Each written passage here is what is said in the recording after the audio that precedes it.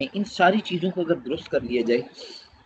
تو انسان کی دنیا کی زندگی بھی بہترین بن جاتی ہے اور آخرت کی زندگی بھی بہترین بن جاتی ہے۔ اس کے اوپر بہت سارے سوالات آئے، جن میں زیادہ تر سوالات اس طرح کے ہیں جو حرام کمائی کے متعلق اور خاص کر ذخیرہ اندوزی کے متعلق، اور کچھ ایک ایسے جو کاروبار کے اوپر منافع کتنا حاصل کر سکتے ہیں یا نہیں حاصل کر سکتے، اس طرح اس نوعیت کے ملے جلے سوالات ہیں۔ آج کے اس عنوان میں جو دو حدیث میرے سامنے کھول رکھی ہیں، ان میں سے ایک کے اندر تو ذخیرہ اندوزی کی تعریف اور وضاحت ہے، اور دوسرے کے اندر کاروبار میں منافع کس حد تک انسان حاصل کر سکتا ہے۔ ذخیرہ اندوزی کا جب بھی لفظ آتا ہے تو ہم اس کو ایک اور معنی میں سمجھتے ہیں۔ بعض لوگ ایسے ہوتے ہیں جنہوں نے اپنے گھر کی ضروریات کے سامان جو ہوتا ہے اس کو کچھ وقت کے لیے زیادہ مقدار میں، راشن آپ کہہ سکتے ہیں، گندم، چاول، دالیں، یہ چیزیں جو زیادہ وقت تک رہ سکتی ہیں، ان کو اپنے گھر کے اندر رکھ لیا ہوتا ہے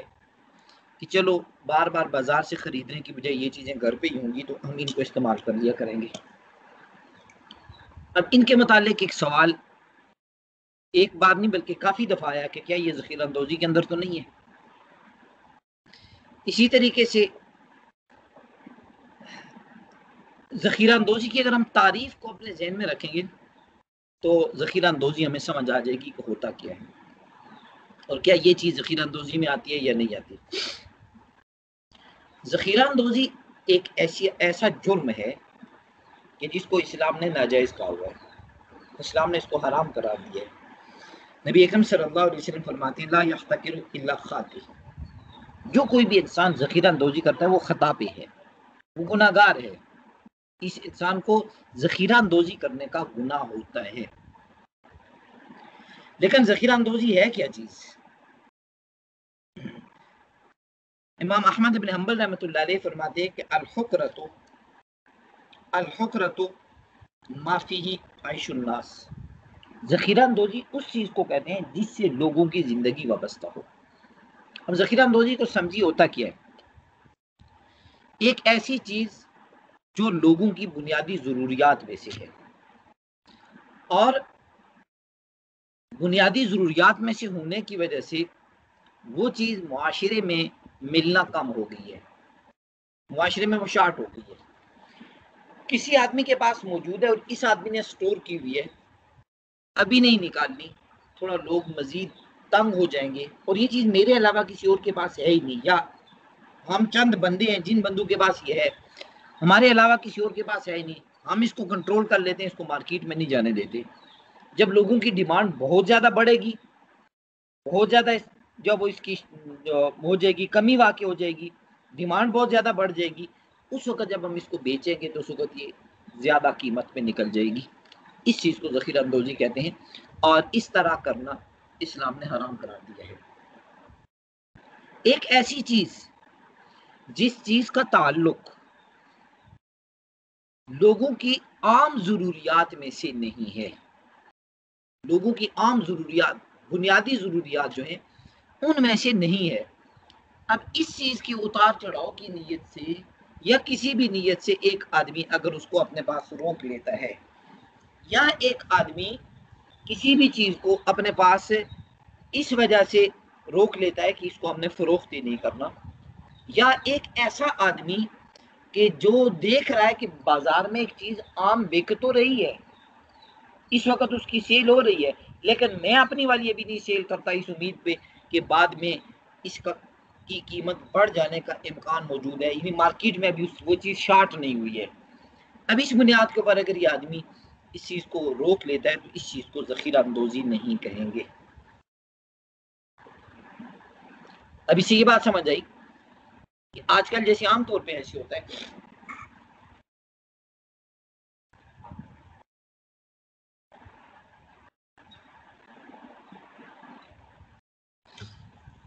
آج کل جیسے عام طور پہ یہ ہوتا ہے کہ کچھ لوگ آف سیزن میں کوئی چیز خرید کے رکھ لیتے ہیں کہ نیکسٹ سیزن میں اس کو بیچ دیں گے، اس کو ذخیرہ اندوزی نہیں کہیں گے۔ اس کی وجہ یہ کہ یہ چیز نمبر ایک مارکیٹ میں ابھی بھی اویلیبل ہے اور آسانی سے مل جاتی ہے، اور دوسری چیز یہ کہ اس کی ڈیمانڈ اس طرح نہیں بڑھی،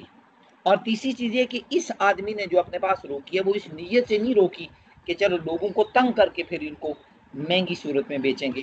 تو یہ والی چیز ذخیرہ اندوزی کے اندر نہیں ہوگی۔ اب اس بنیاد کے اوپر آپ کہہ سکتے ہیں کہ جتنے بھی لوگ آپ میں سے جن خواتین کے جو ان سوالات سے یوں لگ رہا ہے کہ شاید آپ میں سے کچھ خواتین ایسی ہوں گی جن کا تعلق خرید و فروخت سے، جن کا اپنا یا ان کے گھر والوں کا کہ ایسا تعلق ہے، تو اگر آف سیزن کے اندر کوئی چیز خرید لی جاتی ہے اور پھر اس کو سیزن میں تھوڑے اچھے پیسوں میں بیچ دیا جاتا ہے تو اس کو ذخیرہ اندوزی نہیں کہیں گے۔ اور دوسری چیز یہ کہ وہ چیزیں انسان کی بنیادی ضرورت میں سے نہیں ہیں تو پھر اس صورت میں بھی اس چیز کو ذخیرہ اندوزی نہیں کہیں گے، کیونکہ اس سے انسان کی زندگی پہ کوئی اتنا بڑا اثر نہیں پڑتا۔ تو جو چیزیں بنیادی ضرورت میں سے ہیں ان کو روک کے مارکیٹ میں اس کا جب وہ اس کی کمی پیدا کر دینا اور اس کو مارکیٹ میں سے غائب کر دینا، یہ جا کے ذخیرہ اندوزی کے اندر آئے گا۔ تیسری چیز یہ کہ بعض اوقات بہت سارے لوگ ایسے ہوتے ہیں جن کا تعلق کھیتی باڑی اور زمینوں اور ان چیزوں سے ہوتا ہے، سال کے شروع میں جتنی گندم چاول یہ چیزیں بھی ان کو اپنے گھر میں رکھ لیا، پورا سال یہ چلتا رہے گا، اس چیز کو ذخیرہ اندوزی نہیں کہتے۔ فصل کی کٹائی کے وقت پورے سال کے لیے جتنی بھی انسان کی ضرورت ہے اس کو الگ کر دینا کہ یہ ہمارے سال کے اخراجات ہیں، ان اخراجات کو پورے سال کے لیے الگ ہی کر دینا کہ یہ گھر کے اخراجات اس پہ چلتے رہیں گے، اس کو ذخیرہ اندوزی نہیں کہیں گے۔ حضور اکرم صلی اللہ علیہ وسلم کو مال غنیمت میں جو کچھ باغات ایسے تھے جو حضور صلی اللہ علیہ وسلم کے پاس، آپ اس کو یہ کہہ سکتے ہیں کہ سرکاری جو تھے ریاست مدینہ کی کنٹرول کے اندر آنے والی چیزیں تھی، جو باغ فدق اور خیبر اور اس طرح کے جتنے بھی باغات تھے، حدیث کے اندر بالکل واضح موجود ہے کہ نبی اکرم صلی اللہ علیہ وسلم ان کی سالانہ فصل کٹائی کا جب وقت ہوتا تھا، وہ کھجوروں کے باغ تھے، جب کھجور اترتی تھی تو کھجوروں کے اترنے کے وقت حضور اکرم صلی اللہ علیہ وسلم پورے سال کا اپنی بیویوں کا خرچہ الگ کر دیتے تھے ان میں سے،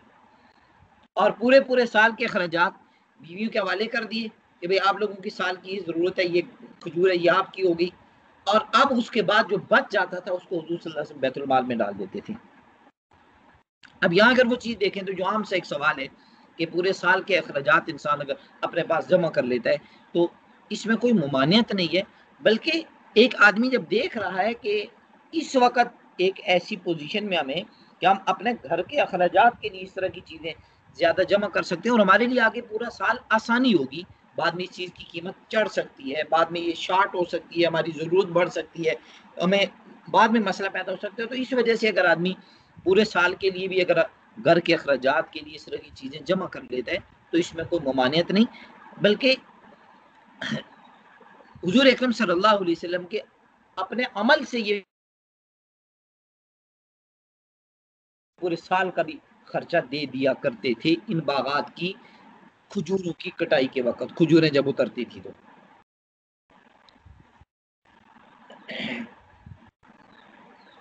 دوسری چیز یہ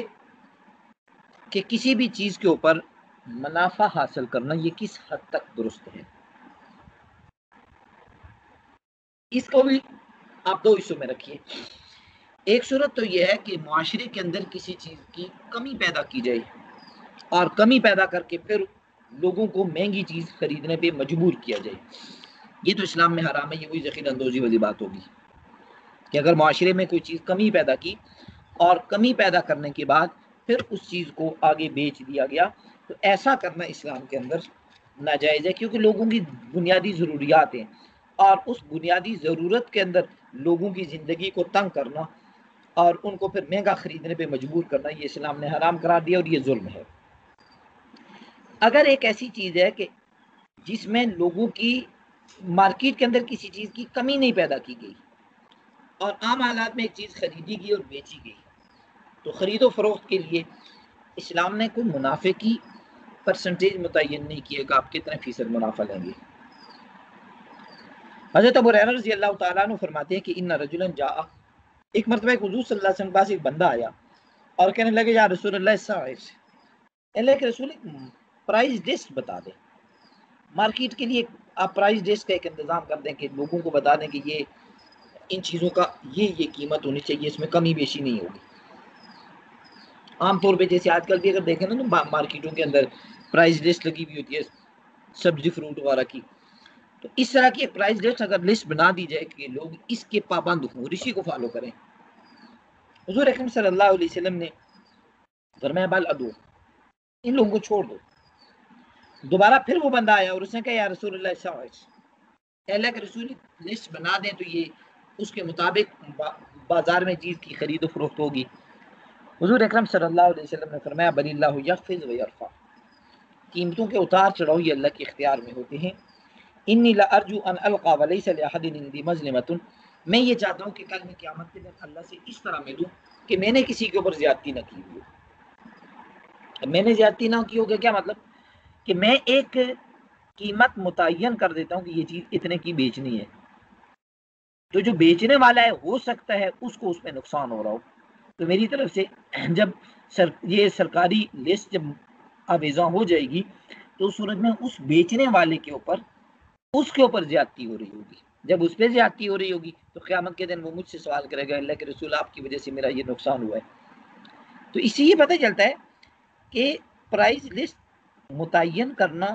یہ گورنمنٹ کا کام نہیں ہے، سرکار کا کام نہیں ہے، اور اس میں منافع کی بھی کوئی پرسنٹیج متعین نہیں کی گی۔ ہاں یہ بات ضرور بتائیے اسلام کے اندر کہ مڈل مین درمیان سے نکال دیا جائے، ڈائریکٹ سیل پرچیز جب ہوگی تو اس وقت معاشرے کے اندر یہ منافع خوری بھی ختم ہو جائے گی، درمیان میں جتنے بھی مڈل مین ہوتے ہیں یہ جب نکلتے چلے جائیں گے تو اس صورت میں منافع آسان ہوگا۔ تو پوری بات کا خلاصہ یہ ہے کہ منافع کی پرسنٹیج اسلام نے کوئی متعین نہیں کی ہوئی ہے کہ آپ کتنے فیصد کر سکتے ہیں، کتنے ہاں اتنا کسی چیز کا منافع نہ بڑھایا جائے اپنے فائدے کے لیے کہ کسی چیز کی کمی پیدا کر کے معاشرے میں لوگوں کو اس طرح مہنگی قیمت کے اوپر کسی چیز کو خریدنے پہ مجبور کر دیا جائے کہ لوگوں کے لیے ایک تو بنیادی ضرورت بھی ہے اور لوگ اس کو خریدنا ان کی مجبوری بھی بن گئی ہے، اور پھر اس میں ان کو وہ تنگ بھی ہو رہے ہیں، اور یہ آدمی بیچنے والا منافع زیادہ لگا رہا ہو۔ ایسا کرے گا جب یہ انسان تو یہ لوگوں پہ زیادتی کرنے کی وجہ سے مجرم بنے گا۔ جی کچھ سوال ہو تو پوچھ لیجیے۔